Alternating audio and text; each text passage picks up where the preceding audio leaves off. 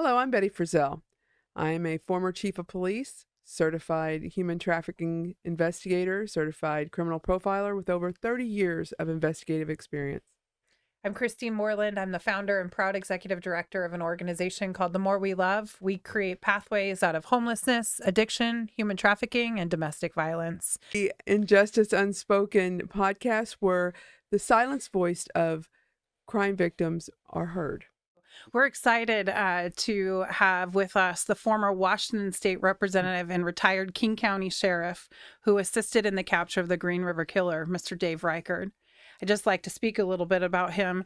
After a very successful military career, Dave embarked on a historic 33-year law enforcement at the King County Sheriff's Department. As the lead detective of a dedicated investigation team assigned to the Green River Killer, Dave was appointed and then elected to King County Sheriff, where he led an 1,100-person organization for over 8 years. Dave was honored by the National Sheriff's Association with its Sheriff of the Year Award. There you go, Dave. And he was a 2-time Washington State Medal of Valor Award recipient. Was also given the Attorney General's Award for Courageous Action.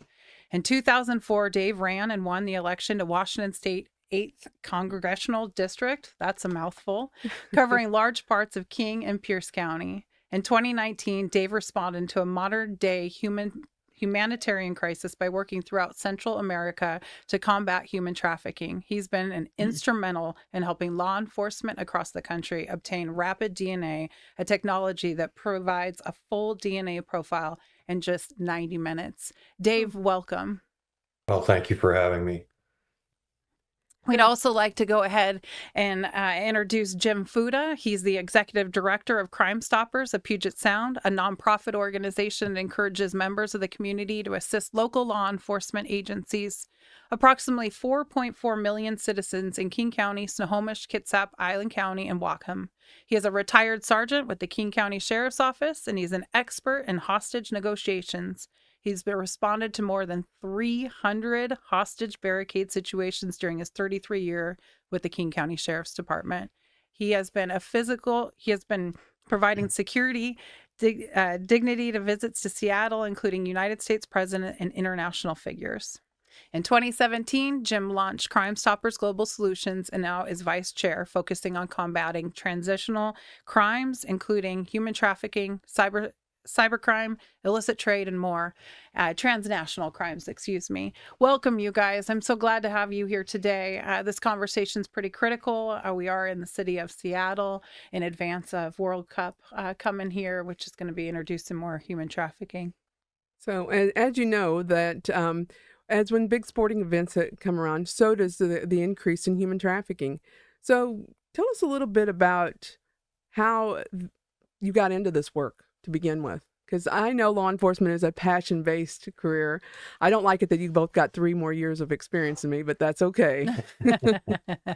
Yeah, and for the point of it, Dave, you and I have known each other for a couple of years now, and I've got to see your heart and your passion for the work that you've done over your career. And I think the one thing that we want to really understand is, what was your why for getting into this in the first place? Yeah. What was your early career entailed working alongside the Green River Killers case?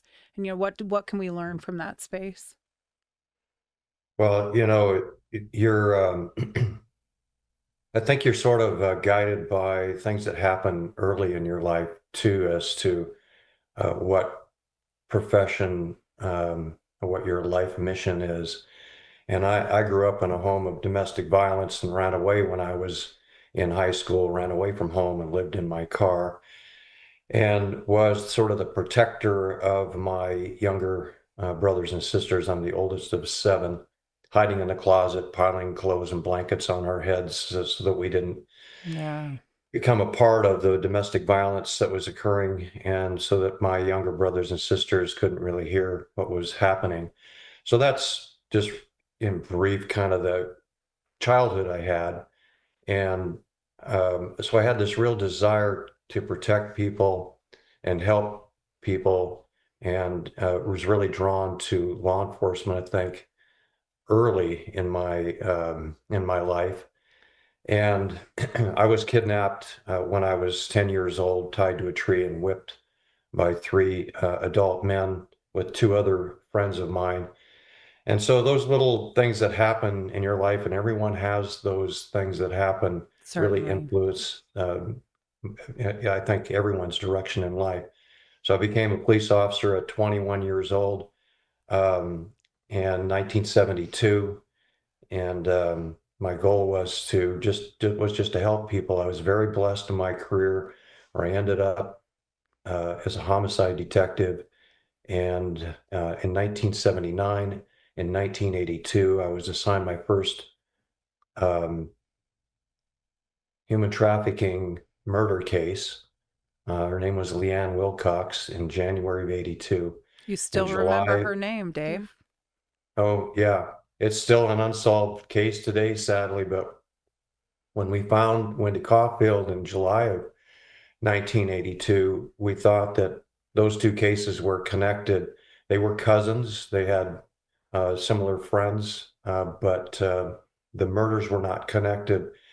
On August 12th, Debbie Bonner was found, 1982, and so now both of those victims, Wendy and Debbie, were found in the Green River, so we knew they were connected.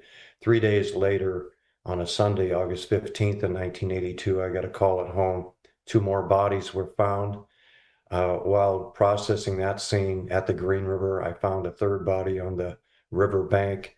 So on that Monday, we started a task force, and Can I stop you there for a moment, Dave? yes, you sure can. You say I found a body.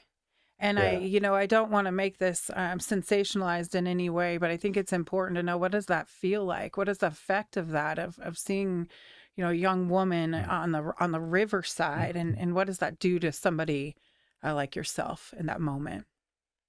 Yeah. By that time I'd been to a lot of homicide scenes. And really for me, I was very focused on what I needed to do in order to solve the case. But you're absolutely right. It's Yeah. so hard to separate yourself from um, processing those scenes. I've probably recovered and processed um, scores and scores of dead bodies of little girls Yeah. over that 9-year period that was um, where we intensely investigated the case and spent a lot of our time recovering human remains. I think The what's really important is that you are providing this space, but more importantly, a voice for these victims. And the fact that you remember their names, the day, the times that you found them, that impact. And what we really want to express in this, certainly in this podcast, is but our ability to bring truth behind the victims, but faces, and really humanize yeah, this. Right? This isn't just a case that you were part of solving, but these are real people and daughters and children, and Sisters. yeah, yeah, Sisters and that's what happens sometimes we do get that way in law enforcement. We feel like when you get to that point when it's just a number or just a case number, then you need to go. yeah. Never was Because for Dave. never was. And Yeah, that's one of the things I've admired about you throughout your career is that as a young detective, I would look towards you for some inspiration on things that we would have because the way you guys processed those scenes and helped get Ridgway, because there's so much talk about Ridgway, but I don't care about him. I care about the people that he affected. He had so much collateral damage of what he's done, and you have done such a great job in preserving those people. yeah. And so thank you for that. well, my belief has always been, and it's no shock to anyone, these are someone's daughters and sisters and granddaughters, and That's right. I Exactly. believe that we're all created by God, equal in His eyes and equal in the eyes of all of us who believe that God is the creator of all life. That's right. And so each life is precious. And even though it may not have impacted me, at least I like to maybe say that it didn't impact me on the day that I found Opal Mills. What happens as you go, through life and a little later in life, these things really never leave your mind. They weigh heavy on your soul.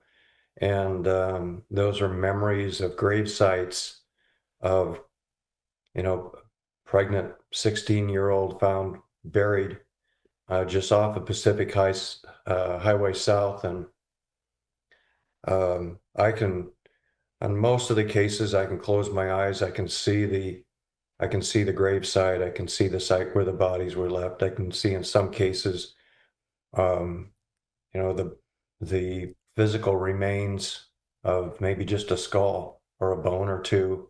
Yeah. Um, This is the terror of it's the. but the message is, it was not an accident. I believe that I became the lead detective and the first assigned.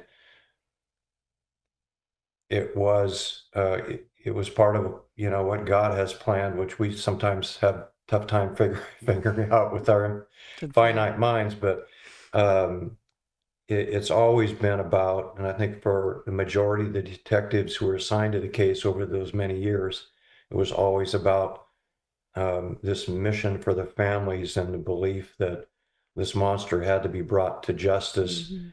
And we had to remember the victims and their families. And that's the motivation really behind why we never gave up. Yeah. Mm. Yeah.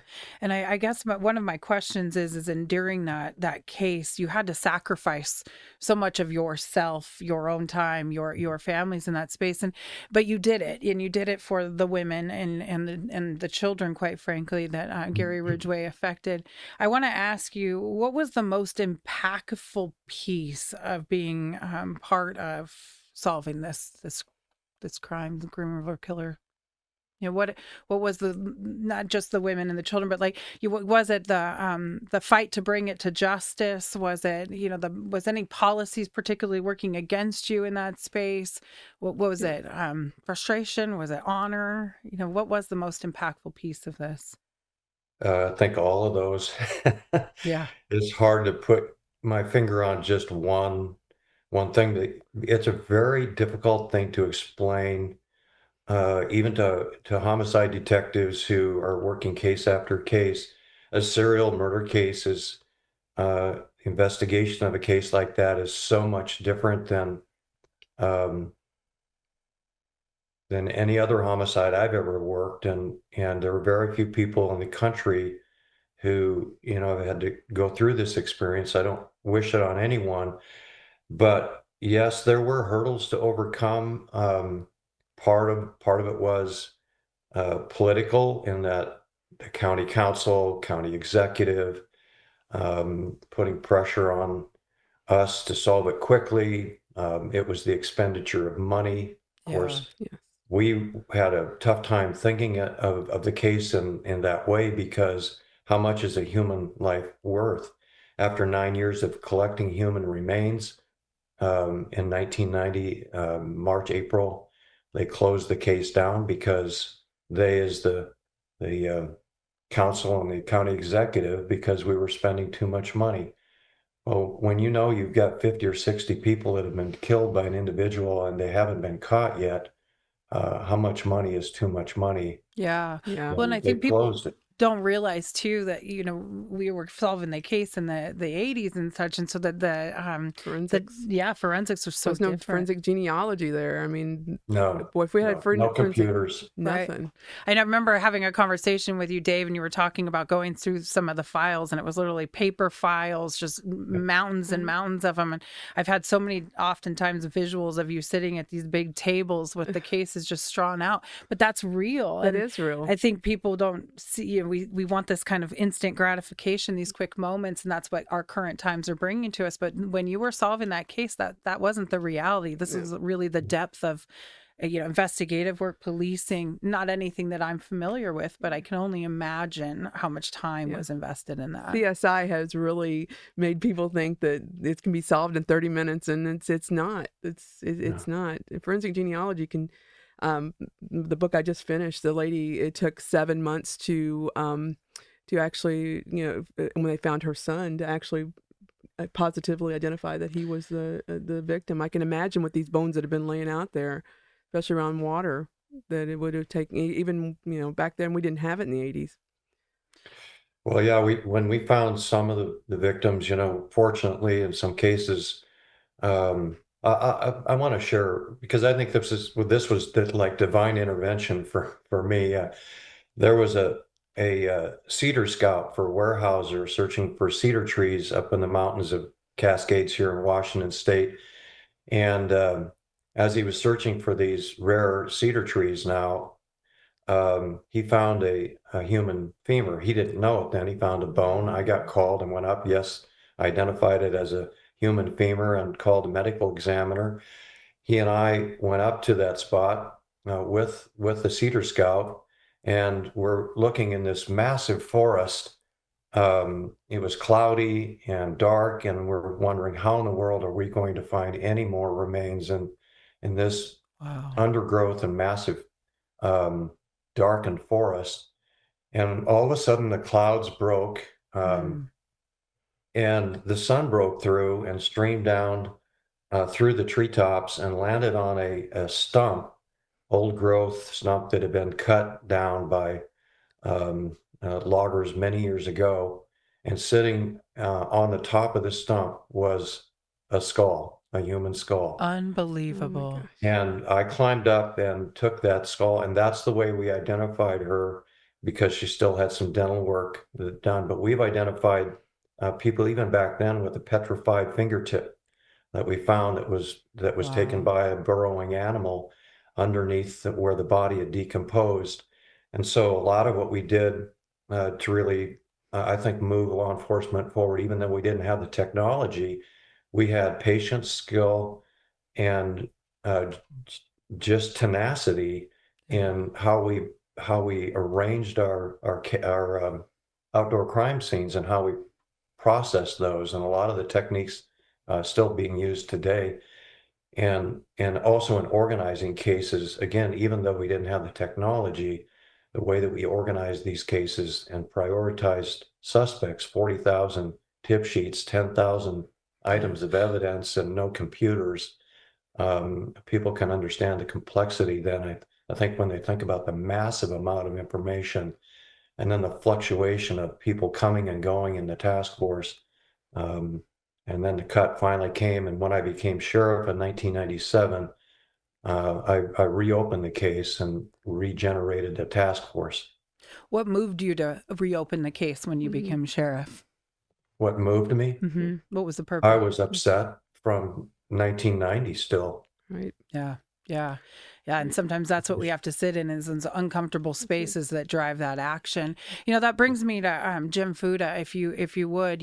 We're talking about the immense amount of tips that Dave had to collect real time that didn't have, kind of the component that we have now with Crime Stoppers. And, Jim, if you could talk a little bit about your why, when you entered into this work, your why behind the work, and, maybe the dynamic between you and Dave now, and how critical having Crime Stoppers back, when Dave was solving for these crimes, what that would have done. Welcome. Sure. Well, I started a little different than Dave. I am a first generation Italian family here, no ties to law enforcement whatsoever. But I went to O'Day High School, and they had 2 off-duty SPD cops that would work at our all-city dances. They were not much older than me, and I got to meet them and ride with them, and I got interested in the police work. So from there, I got drafted, finagled my way back to Fort Lewis. And so I was able to test for the sheriff's office while I was still underage and still in the military. So I turned 21, got discharged from the military, and then hired by the sheriff's department in a 10-day period. Wow. So I've been with them for that long. And I bet it was, they wish they could hire that fast nowadays. Oh, I bet. Well, I joke now is that no one should have ever hired me at 21, but I'm sure glad they did, because I did 33 years as well. But I was more of the first responder type. I liked making sense out of a cluster and then passing it on to someone else and go to the next cluster. What Dave did, I respect that. To me, that part of the work was boring. I always joke back in our era, there's never defined, but now it's called ADHD. There you go. So I seem to have a little bit of that, but it was the sense of, like Dave said, of actually helping people feel like you're making a difference. And then of course the people we worked with were, they were phenomenal. I'm close to many of them still today. And when Dave and I had the opportunity to work in special operations together for 4 or 5 years. I think we were there together, during the Goodwill Games and the APEC conference and things like that. So it was that's where we built a close relationship at that time. And from there, we were hostage negotiators together. Wow. And I had, I had some incidents there that were very instrumental in shaping me and making me help care for people. And one was the second documented case of the United States of somebody being killed in a deadline, meaning you've got 30 minutes to give me what I want, or if not, I'm going to kill my hostage. And, we get those threats all the time. They very seldom, the bad guy doesn't want that time limit to come as much as we don't. But I was dealing with a sociopath in a stolen van. He had a 17-year-old girl with him, and he gave me 30 seconds for a deadline for his cell phone. 30 seconds was up. He slid the van door open and executed her in front of me and my team. Wow. So that's a lot. I can tell you're a hostage negotiator. You're a talker like I am. They always put us as hostage negotiations. Yeah. So it was opposite of what we learned when the team first formed. The SWAT teams were on before us, and they called us the Mouth Marines. Yeah. They formed a plan, and they would go in and get the bad guy. Now they had to form a perimeter and let us talk and de-escalate. And so it took a few years to get that sync really going. And when I took over the team in 90 when I got promoted, is that I would when we would work with the SWAT team, is when we did the training, I would have the perimeter work. They did what we do, talk the guy out and take the guy into custody. Then we call a timeout, put them back in, the bad people back into the training scenario, and then have the situation sour, and then the SWAT team would go in and do what they had to do. So it was beneficial training for both of us on both sides for the day we did that. Wow. Let's go back to that 17-year-old girl, though, really quick, Jim.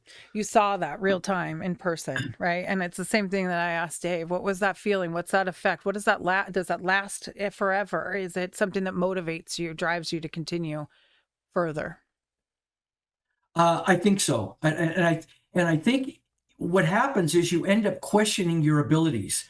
And did I do the right thing? Did I say the right thing? Sure. And so it did play with me. This guy was a 23-year-old sociopath, had a 17-year-old girl he'd been supposedly dating, who had been she was from Enumclaw, having problems with their family, was a runaway, and he had promised her they were going to run away to California together, but they had to steal some cars and write some bad checks and get enough money to take off. And once we finally got him captured, in this stolen van, is that he apparently was gonna do this anyway. You could hear him work himself up, and in this 30 seconds, he was pistol whipping her, and she was begging me to save her. Yeah. And then what he did is he shot his own self through the fatty deposits on his shoulders and made it sound like it was a suicide pact. Like I said, the sociopath takes the easy way out, and but when you looked at the autopsy pictures, there's no way he put the pistol right up to her back, and it fired through her heart and killed her. And he was just basically a flesh wound. So I was able to actually, he pled guilty to avoid the death penalty, and so within the year, I was able to go up with a film crew into the county jail before he went to prison. And so I was able to put a video together on what it's like to deal with a sociopath at the time he's about to commit murder. And I spent about 2.5 hours with him. And I have to say, that was probably the hardest 2.5 hours of my career, because I had to sit across from this guy, listening to him lie to me about why he did what he did. I said, why did you kill Vanessa? He said, I told you I would. I wanted a cell phone. That's what I wanted. wanted at that moment. And to listen to this, and him lie about he had threatened to take a kid he had, a infant, away from the mother, and he went in with a rifle. He says, "Well, I don't know what they were so upset about. I didn't have any ammunition. I had the gun, but and yeah, I threatened to take the kid. He was my kid, but I didn't have any bullets." You know, this, so he justified everything he did. That was very hard for me to sit across and listen to his crap. That's what I meant. And he's but the it does help you. sociopathic way, right? Where with Dave's dealings with Gary Ridgway, that sociopathic mindset, and we think about it, and that's kind of going back to the Crime Stoppers piece of it, is like the prevention and then the ability to get in front of these guys and bring it full circle and charge them.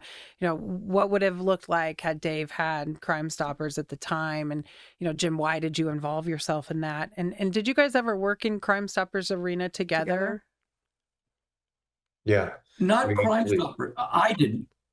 Well, no, yeah, Jim wasn't in Crime Stoppers yet, but toward the end of the campaign or the investigation, we started a campaign of someone knows something, and myself and a couple of others, the commander of the task force, Frank Adamson, and the PIO, Faye Brooks, and myself, did a series of PSAs. Somebody knows something, call in. So that generated a lot of tip sheets. But then we did a special Crime Stoppers 2-hour effort where we invited, I forget the name of the TV star from Dallas that came up from the show Dallas. Oh my gosh. Okay. Yeah, I forget his name. He was the lead male in Larry Wasn't it Duffy? Oh, it's Patrick. Was his last name Duffy? Duffy, wasn't that his last name?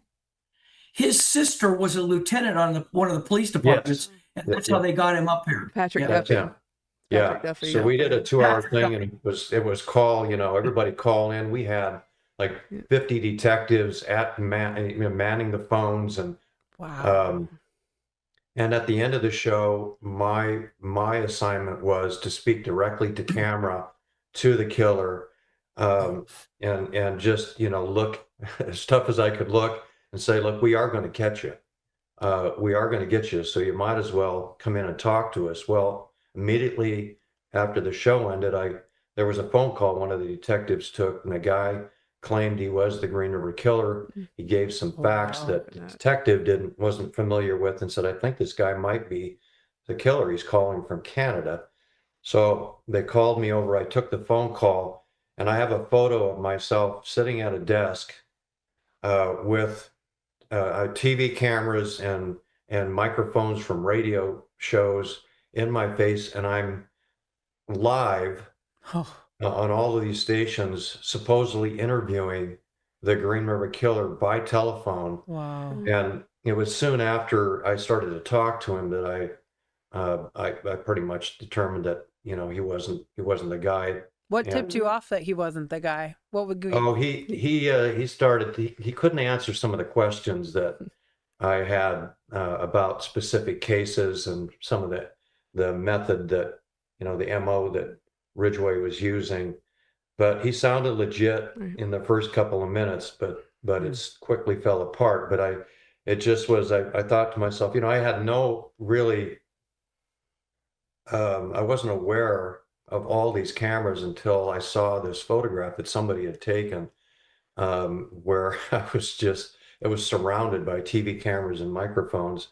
It just sort of struck me how the case was so public, that they were right there while I was interviewing someone who said he was the killer. Now, I interviewed a lot of people who said they were the killer over the years, but like Jim, interviewing Ridgway, and I also interviewed Ted Bundy in 1986 with Bob Keppel for 3 days. I wasn't aware of that. Wow. And in those those interviews with those two, much like Jim said, you're talking to pure evil. Right. And you try to maintain this professionalism. By this time we've interviewed a lot of people that have been,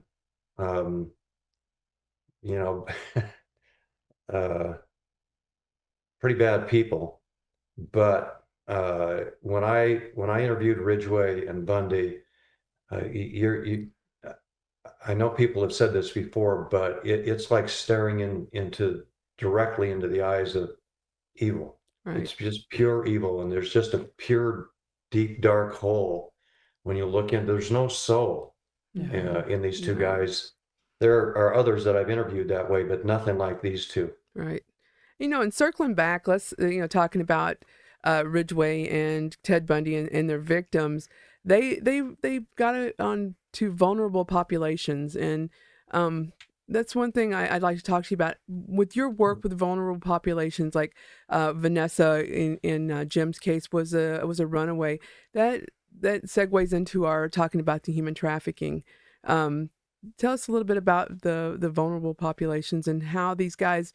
I know Bundy would use the ruse of that his arm was hurt, and try to and they just had one of Bundy's victims was just identified again. We're still finding victims up until this year. Yeah. Yeah. So what makes these young victims, I think, is what you're asking in the regard, like what makes them so vulnerable? And, what consistencies did you guys see in your career that put them in these spaces where they otherwise could be coerced, exploited, trafficked, hurt, harmed, murdered? Right.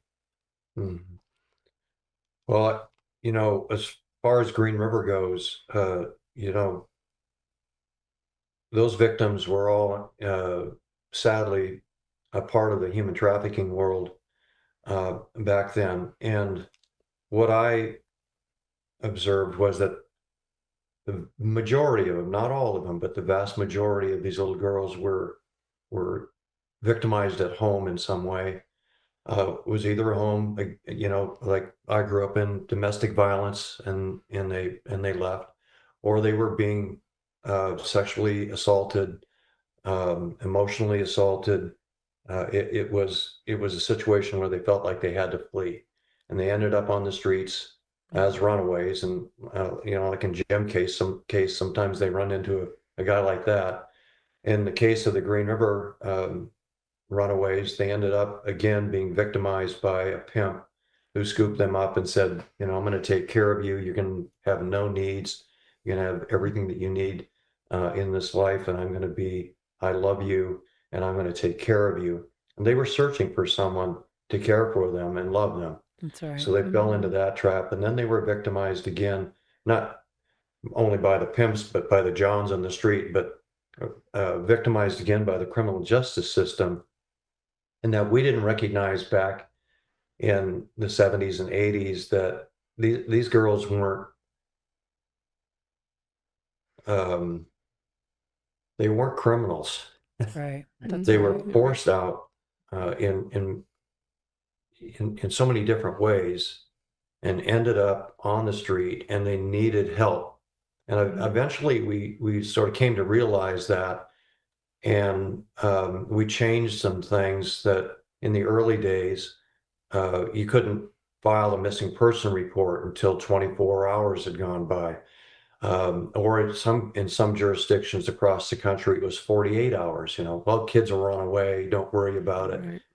Right. We changed that, and we started taking missing persons reports in King County right when they were called in, and we started to investigate those cases right away, because we were thinking the chances of them being killed within the next day or two was pretty high, if not immediately after they were taken. Well, and I've also so often heard, being in this work myself, working with the victims of human trafficking and violence, I've so often heard them say, we never felt like anybody was looking for us. Right. And even though sometimes it's on their own accord, running away because of their current circumstances, they still want to be found, and they want to be loved, and they need to, and it's that desire. And when you had said that to me long ago, that you started looking for them right away, that's the action that needs to be taken, because it could just be that simple moment of that divine intervention of you finding them before the trafficker or the abuser does. Yeah, you got to think he started this started right after they didn't even have the National Center for Missing and Exploited Children until the mid 80s. So Ridgway started his killing spree right after that. Yeah. Adam Walsh disappeared in 1981. So this was that time. We have more resources now, but we also have fentanyl now. Yeah. Yeah. But remember, the perspective of the cops from back then to now has very much changed to the prostitutes. Dave was investigating the Green River Killer. That was my patrol district. I knew a lot of those girls. I worked the airport strip. And I still remember when the first few girls were found, we had a Xerox copy of their pictures. And one girl I knew was Wanda Mercury. Her real name was Kaysan Lee, and I don't think she's ever been found. But I said, Wanda, I said, 2 of these girls here could be your sister. And she called me Jimmy. She says, don't worry, Jimmy. He's not going to get me. And she had a little pocket knife. But speak and like about I that, said, Jim. Speak Yeah. about your work working, in the direct, alongside the women that were being prostituted in those areas. Speak about what that looked Yeah, like. our job was basically to move them along and get information and get information on who might have been killing them. And we had our vice team, vice squad out there, making arrests and doing their health checks when they got arrested, that kind of thing. But we were trying to just move them along and the collateral crimes that went along with them, the drugs and the pimps Exactly. and those kind of things. We were going after trying to look at the pimps kind of thing. So, but I think the idea now is, like Dave says, these girls didn't need jail; they need services. That's Right. right. And we didn't understand that back then. We weren't taught or trained that way. But let me ask you a really important question, because we keep saying these words like back then and, 15, 20 years ago, 30 years ago, I don't know. But, look at it for what it is now. Have you driven down Aurora lately and seen what's going on? Why are we still here, Dave, Yeah. Jim? Yeah. Why are we still in the position where we have vulnerable women, children being exploited, trafficked real time on our streets?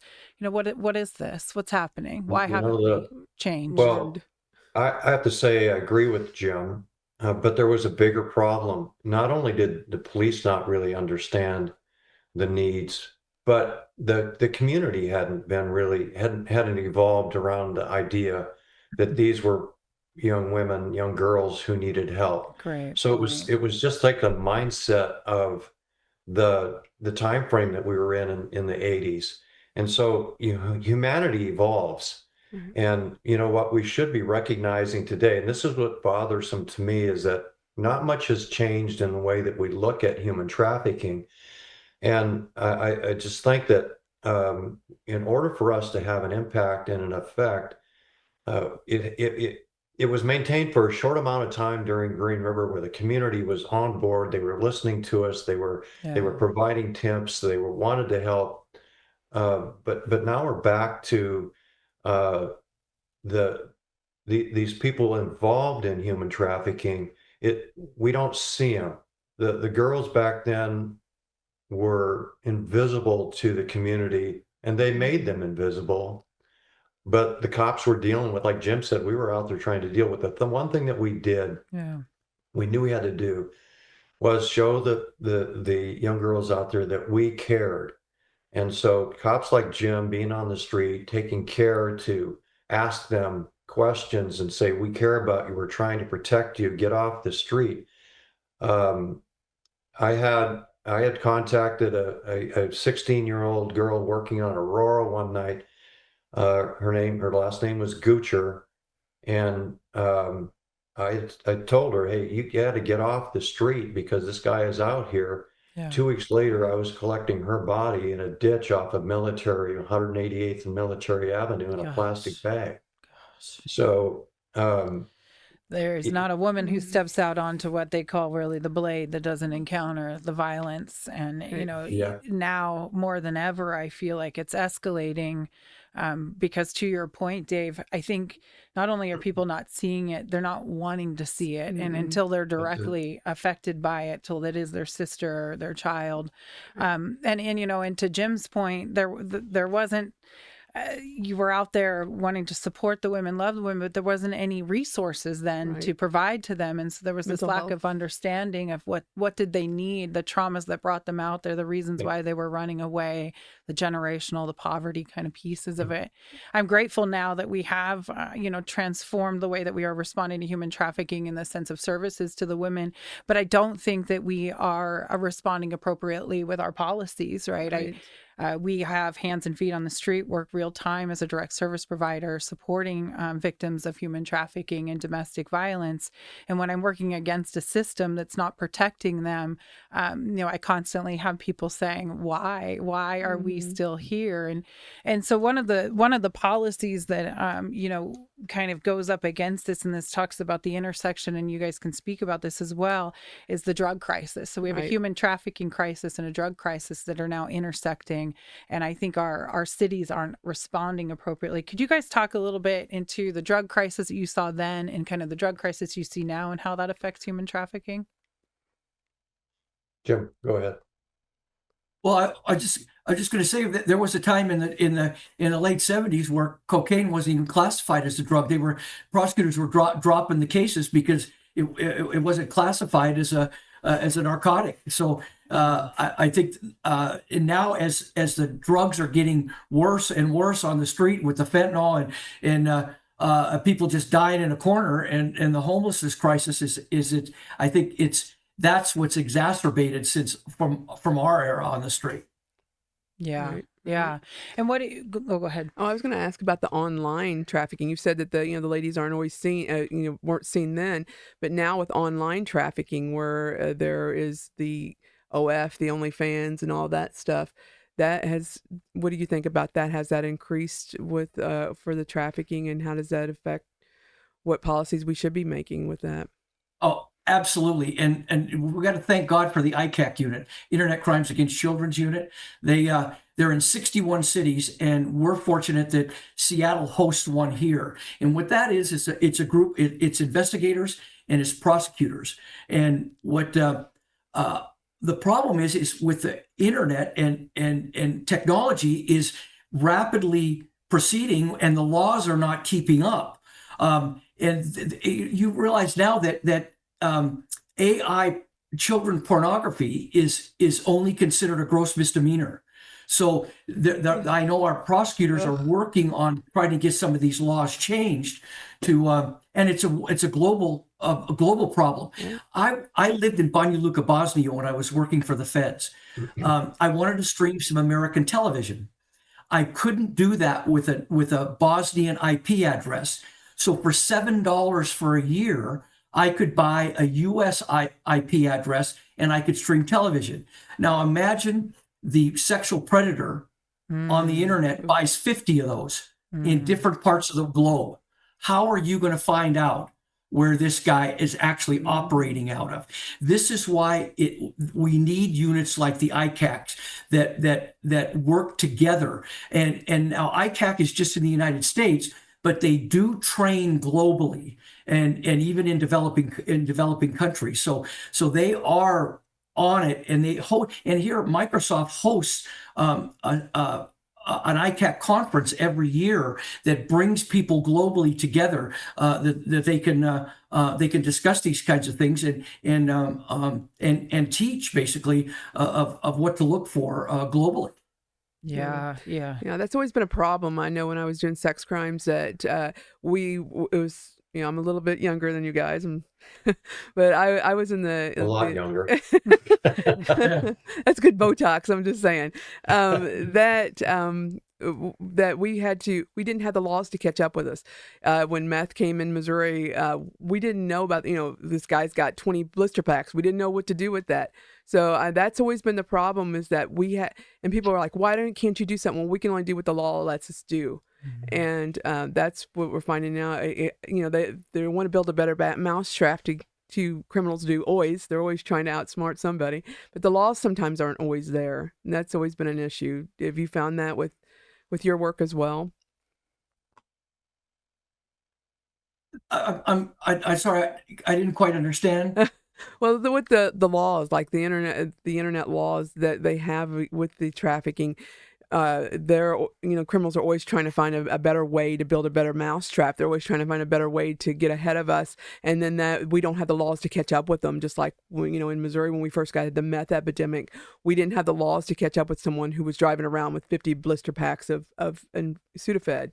So well, think about it now on the global scale. So, right. are they even in an extraditable country? Who's investigating that? And then you get into the developing countries with the corruption that goes along with it. That's what happened with why we're even in Eastern Europe now. Crime Stoppers Global Solutions started, and in Africa, is that we started using an anonymous tip app in 2017, and our tips quadrupled overnight, and our arrests more than doubled just here in our area. Now, so I got to thinking, why? We're in the gaming generation. People don't want to talk to someone on a telephone, but I joke, I can't get my 19-year-old granddaughter to talk to me on the telephone, but she texts me back in 30 seconds. So it's a whole new form of communications that they trust. So we brought that back overseas to Bosnia, where you need trusted policemen. And so I had one trusted cop that I'd worked with there for a year, bring 4 countries together, 2 outside the EU, which was Serbia and Bosnia, and 2 inside, Croatia and Slovenia.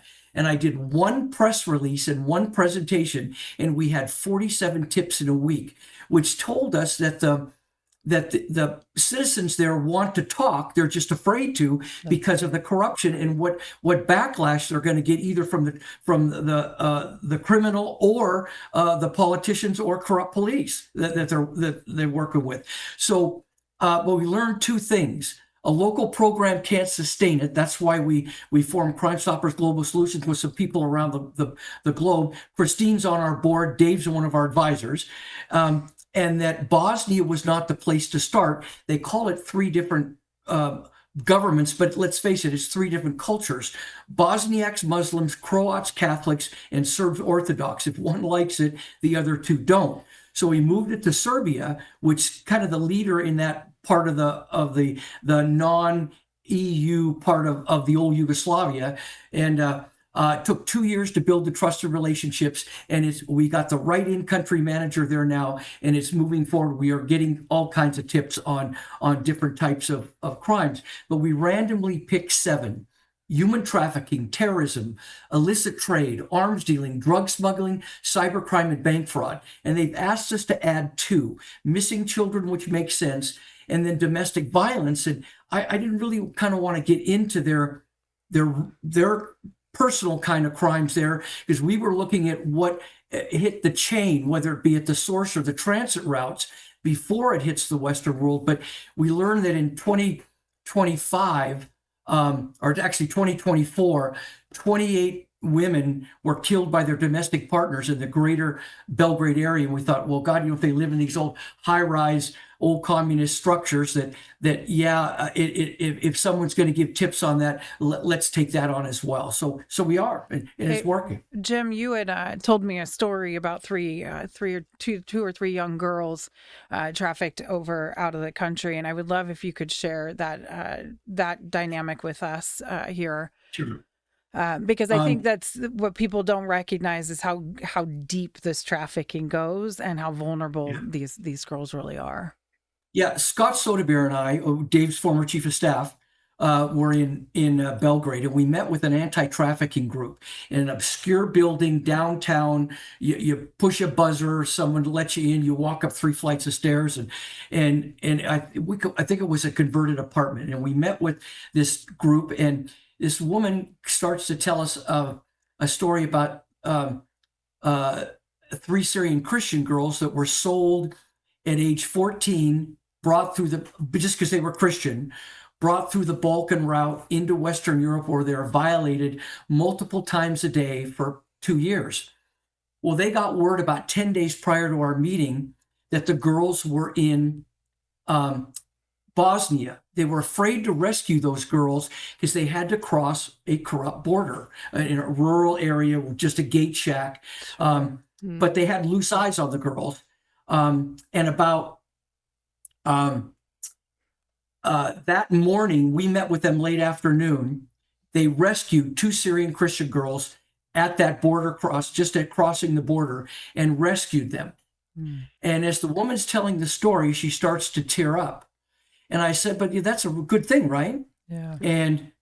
And she said, and about 4 hours before our meeting, she got word that there had been a third girl that was broken off from them in Bosnia, brought to another developing country, was strapped to a table, and they harvested her organs to the highest bidder on the black market.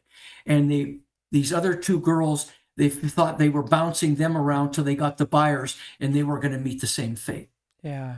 And you step into this space and bring, Crime Stoppers there, because this is what we need. It does have to be global. Human trafficking is not just centralized, here by any means. It's everywhere. And I heard that story when you first told it, and I just sit in deep grief and sadness over the loss of that young girl and the terror that she probably faced, but that in such gratitude that you stepped into that space. Jim, you could be retired, and you are still out here doing this, and it's so important. This brings me back now to what we're dealing with here in Seattle coming up in June and July. We have the World Cup coming, and I really want to end on this topic because it's so deeply important for us to understand, the trafficking is not just local, it is international, and we are now bringing international teams into our country to enjoy one of the greatest games known to man, if you will. I'm not privy to it, but some people seem to really love it. But there's an underbelly that's going to take place, and that's the human trafficking. And our American girls and young boys and children are going to be trafficked, and they're going to be international buyers coming in, right? What does that look like? How does that dynamic change how we respond to this crisis that's going to be here, that is here, but is going to increase? How do we respond to the international buyers coming in, Dave? Yeah, I'm glad you asked that question. It kind of ties into the question that was earlier asked about how we develop technology to address these crimes today, and how we can solve cases through the different technologies that we have available to us in the different sciences. But it always, to me, comes down to the basics. It's not just about technology, and it's not just about having these organizations that are poised to intercept and educate, they're all important. Sure. But it seems to me like our society is taking a lot of steps backwards. And if you look at Seattle, King County, for example, there were some laws on the books years ago that helped police officers, helped law enforcement enforce the laws that protected the young girls on the street. There were laws like SOAP, stay out of prostitution areas. And that's, I don't know, did it come back? I think it finally did. They finally passed it again. They passed it again. We're having a rough time in Seattle enforcing it.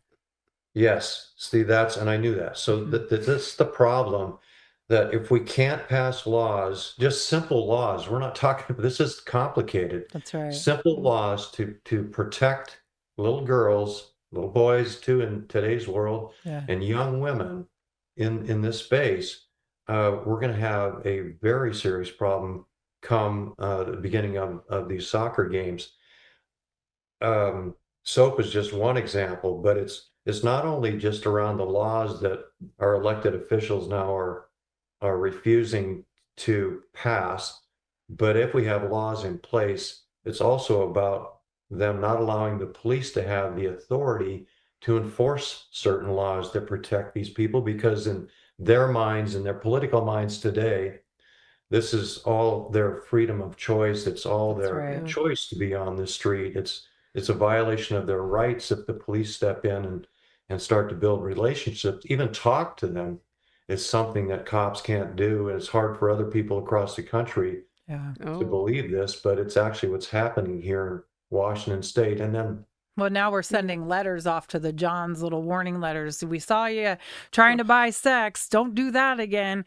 Hoping that would be a deterrent. This is crazy. Yeah, it should be a crime for buying sex, and yet we're sending. Well, the next thing, it's the prosecutor's office. Even if you do make an arrest, they're so liberal in their thinking around this whole thing they've just dehumanized these young people who are in such need of help Yeah. by Mhm. raising our well, their sort of level of care for the the people that are taking advantage of these young girls. So That's right. laws aren't passed that help us protect. Cops aren't allowed to enforce the laws that are currently on the books. If they do, the prosecutors don't prosecute. And if they do prosecute, the judges slap their hands, send them back on the street to reoffend again. So Yeah. there is a great societal void here and a misunderstanding of what love and caring really should look like. It's like we're almost de-evolving the victims in victimology. It's like we're We are. de-evolving from what we were. Yeah. And because this is the third largest global crime, is if I'm correct, and it's a $236 billion a year industry. Well, and it spins off to all other That's sorts of right. crimes too. And Collateral. we could fold in homelessness and talk about that. We can fold in That's drug right. addiction, mental illness. Right. All of those things come together, and unless you provide the tools, all those that I just mentioned, unless you provide those tools, we will fail. Yeah. Yes. Yeah. We definitely have a call to action on our politicians to look at this from a different lens.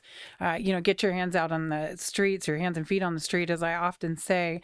But again, it's the victims are calling for a different level of action. To your point, Dave, the soap order gave us, as a direct service provider, a tool of diversion where an officer could make contact with a young prostitute who was in that soap area and state to them, you can't be here, but we have an opportunity for you to even get out of this life and be able to provide a safe place for them. We are actually interviewing a young woman here in our next hour who was diverted to our organization for a pathway out of human trafficking from the soap order. So things like that do work. And to your point, we need to start using them.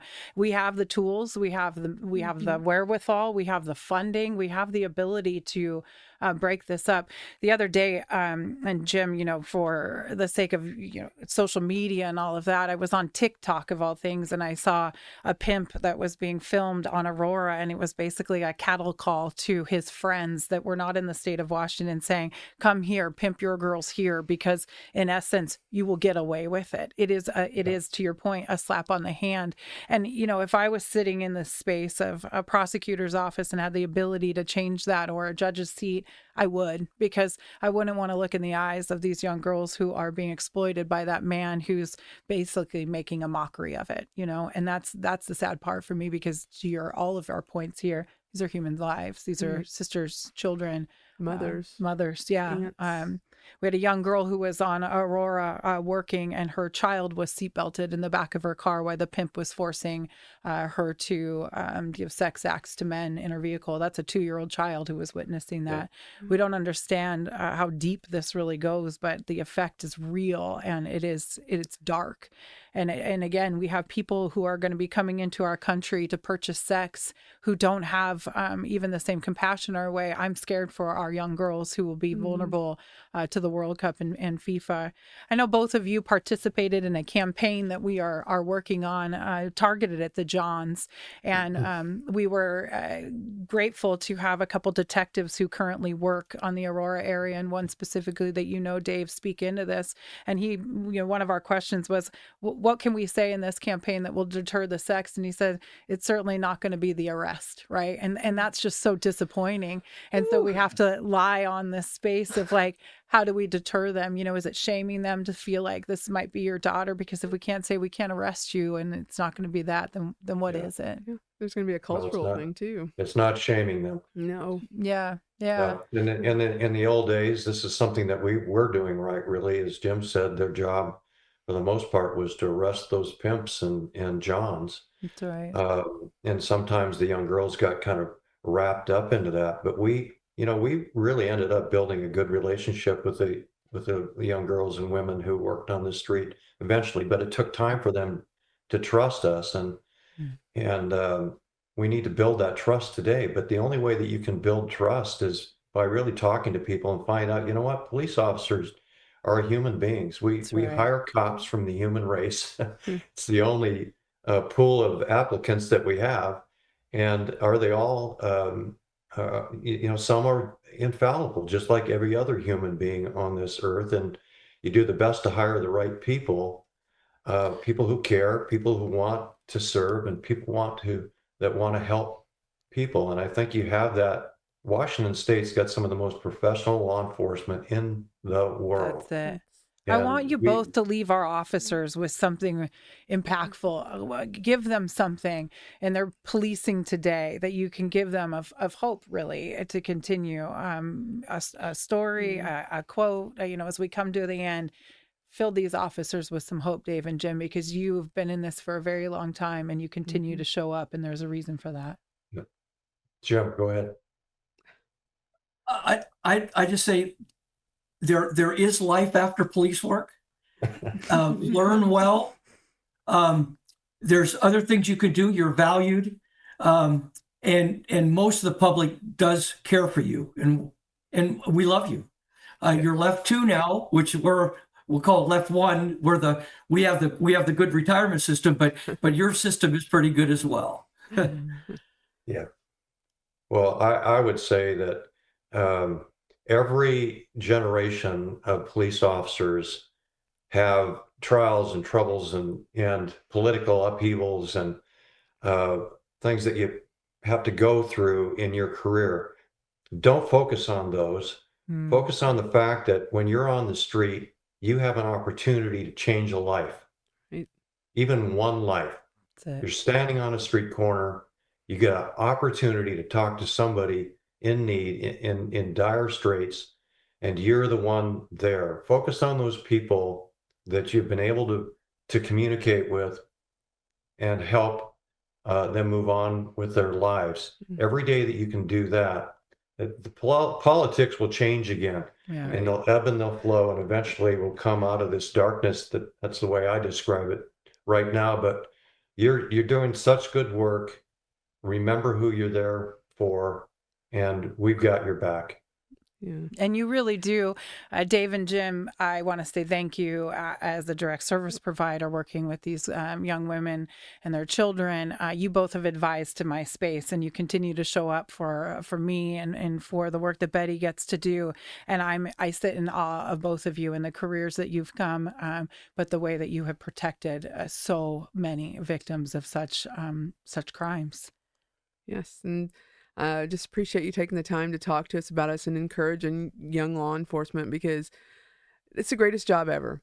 And some days you don't want to. Are you a little biased? I am. I'm a lot biased, but it is. It's the greatest job ever, and people who get into it are passion-based people. That's right. And just remember that passion. It'll come and go. And I'm like you. I agree. Every 4 years we'd have a new sheriff, and that was always the ebb and the flow of it. But we want to thank you guys for both being here, and that this is a very important thing. I don't know if Seattle's ready for this, the storm that's coming with the World Cup and the trafficking that'll come with it, because where there's money and people are there to make the money, and when there aren't laws to protect people, especially our vulnerable people, we are going to have an issue, and I don't know if we're even ready for that. Yeah. Thank you both. Thank you. Coming from the Unspoken Injustice, or Injustice Unspoken, and Truth for Our Community. This is our first podcast, and to be joined by Dave and Jim is just invaluable. So thank you guys for your voices. Thank you for giving voices to the victims who need us most, and thank you for showing up every day. And if you like, subscribe. Go ahead. Oh, thank you. If you like, don't forget to subscribe, like, share. And Kristine, remember to be somebody's constant. Thanks, you guys. Have a good day. See you guys. See you. Thanks. Bye.